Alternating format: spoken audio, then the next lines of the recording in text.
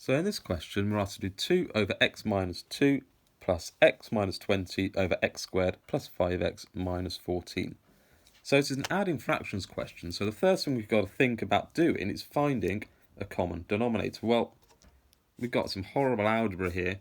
Finding a common denominator isn't going to be as easy as what we normally do, where we just multiply these two denominators together. Instead, we've got to think up a little bit of a trick, a little bit of a different way of working. So instead, for this question, we look at this denominator here, this x squared plus 5x minus 14, and what we do is we factorise it.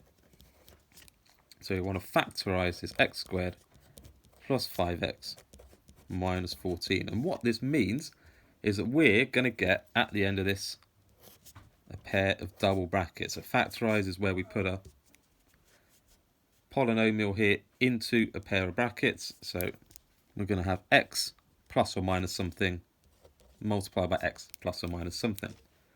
So in order to factorise it, what we need to do is we need to look at these two parts here. So this 5x and this minus 14. Now this 5x, well, we need to find two numbers that add together to give us 5. And this minus 14, we need to find two numbers that multiply together to give us minus 14. So because we're multiplying to get a negative number, we're going to have to find a positive and a negative number. So we can't have two positives, we can't have two negatives, because that gives a positive number when we multiply. We need to have one of each. So let's think of different ways we can find minus 14 by multiplying. Well, what we can do is we can have minus 14 times 1. That's probably the simplest way of finding it. We could also swap this minus over, so we could have 14 times minus 1. We could also have minus 7 times 2.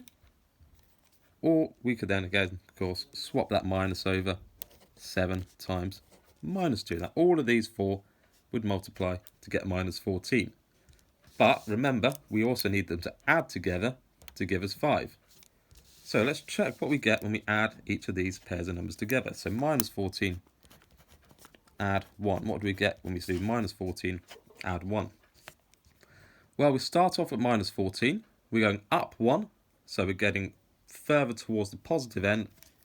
So we end up with minus 13. Is that what we want? No, we want 5. So this one isn't going to work. Let's try our next one, 14 and minus 1. So 14, add minus 1. We're starting up at 14. We're adding a negative 1, so we're going down 1. And we get an answer of 13.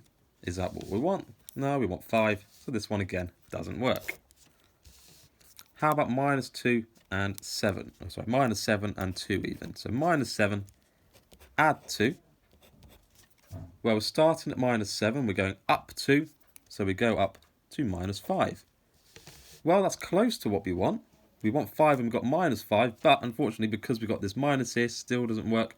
Still not quite right, so we don't use this one. Finally, we've got 7 and minus 2. So let's try 7, add minus 2. So we're starting at 7, we're adding a negative 2, so really we're going down 2, and we get an answer of 5. Is that what we want? Yes, it is.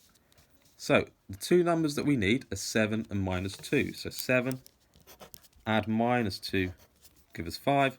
7 times minus 2 gives us minus 14. So we take these two numbers, 7 and minus 2, put them into these brackets.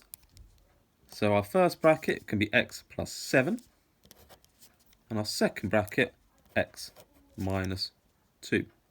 So what this here means is that we can take these two brackets, multiply them together. So we'd multiply this x by everything in here, and this 7 by everything in here, and we get out at the end of it x squared plus 5x minus 14. Okay, let's go back to our fractions. So we've now got still this 2 over x minus 2. That hasn't gone anywhere. And now we've got our second fraction, x minus 20. Our numerator stayed the same, but our denominator, we now use this factorised form, x plus 7, x minus 2. Now, what you'll notice about these two fractions is that now both of them have an x minus 2 in them. So we can use this to find what our common denominator is. Well, our common denominator is really, it's just going to be x minus 2, or x plus 7, x minus 2, because what this means is this x minus 2 multiplied by x plus 7. So we just multiply this x minus 2 as well by x plus 7 as well. So now we've got our common denominator of x plus 7, x minus 2. Because we've multiplied this denominator here by x plus 7, we also have to multiply the numerator by x plus 7. So we need to multiply 2 by x plus 7. You're multiplying this 2 by everything inside this bracket. So 2 times x gives us 2x. 2 times 7 gives us 14. And now this x minus 20 we actually don't do anything with because it's already over this denominator. So it's x plus 20, we just add in here, plus x minus 20. Now we can collect our like terms in the numerator. So 2x plus another x gives us 3x. 14 minus 20 gives us minus 6. And our denominator hasn't changed. So x plus 7, x minus 2 still.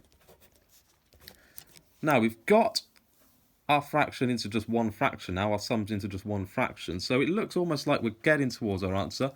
But remember, it asked us in the question to find it in its simplest form.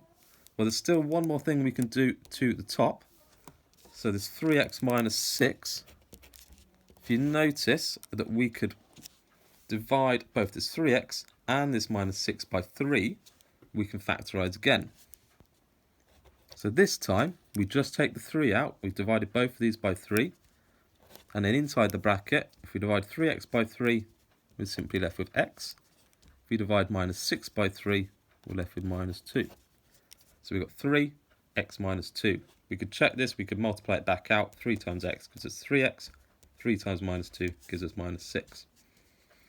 Now our denominator, still going to be the same. Still less x plus 7, x minus 2.